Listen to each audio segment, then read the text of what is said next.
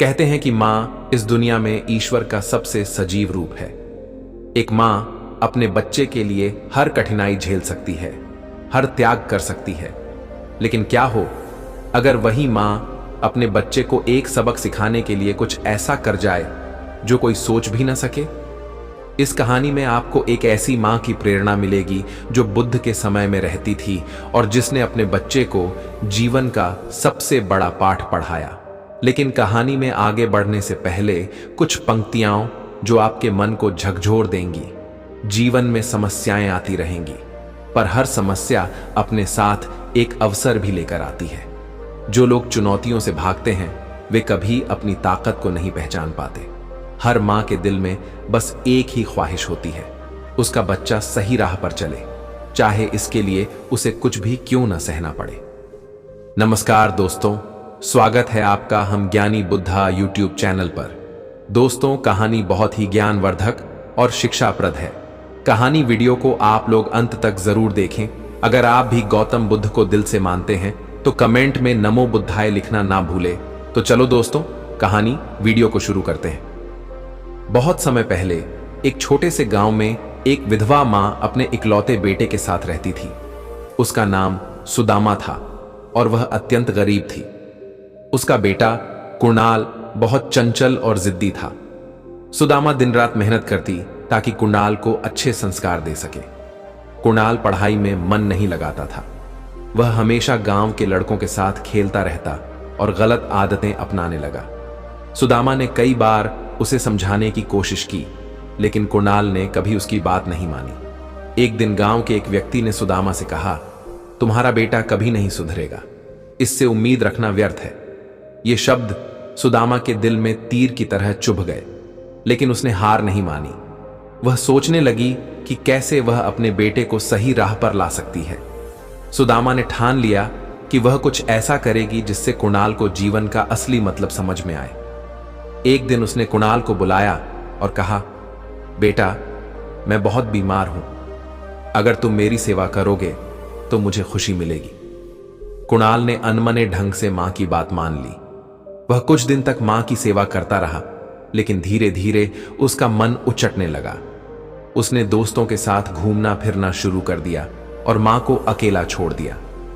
फिर एक दिन सुदामा इतनी कमजोर हो गई कि बिस्तर से उठ भी नहीं पाई।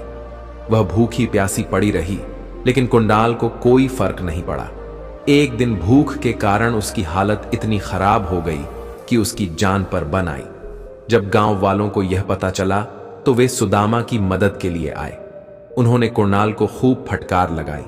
कुणाल को अपनी गलती का एहसास हुआ और वह फूट फूट कर रोने लगा। कुणाल की आंखों में आंसू देखकर सुदामा ने कमजोर स्वर में कहा, बेटा, अब रोने से कुछ नहीं होगा। अगर तुम सच में मुझसे प्यार करते हो तो खुद को बदल लो।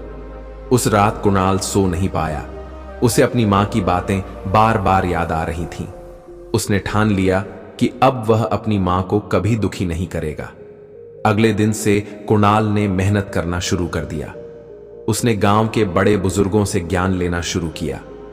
धीरे धीरे वह गांव में सबसे बुद्धिमान और सम्मानित व्यक्ति बन गया।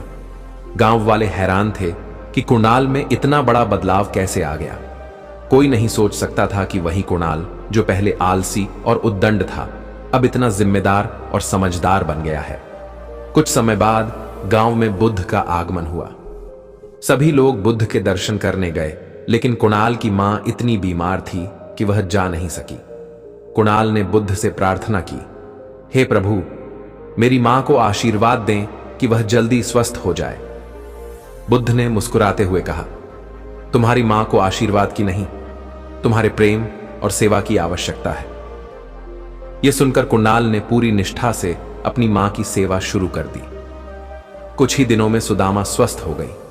उसने अपने बेटे की ओर देखा और कहा, बेटा, अब मैं निश्चिंत हूं। मैंने जो सपना देखा था वह पूरा हो गया। यह कहानी हमें सिखाती है कि जीवन में कोई भी बदलाव तब तक संभव नहीं है जब तक हम खुद में परिवर्तन नहीं लाते। सुदामा ने अपने बेटे को सही राह पर लाने के लिए जो त्याग किया वह किसी चमत्कार से कम नहीं था। मां की ममता और उसकी प्रेरणा में इतनी शक्ति होती है कि वह किसी को भी बदल सकती है। अगर हम अपनी गलतियों को समझकर उन्हें सुधार लें तो हम एक नया जीवन शुरू कर सकते हैं। अंत में बुद्ध ने कहा, जीवन में सबसे बड़ी सेवा अपनी मां की सेवा है और सबसे बड़ा ज्ञान जीवन में सही दिशा में चलना है। तो दोस्तों, उम्मीद है मुझे कि आपने इस कहानी वीडियो से बहुत कुछ सीखा होगा ऐसी। और कहानी वीडियो पाने के लिए हम ज्ञानी बुद्धा यूट्यूब चैनल को सब्सक्राइब करें और वीडियो को अपने दोस्तों के साथ शेयर करें। मिलते हैं फिर एक और नई कहानी वीडियो के साथ। तब तक अपना ख्याल रखें। नमो बुद्धाय। धन्यवाद।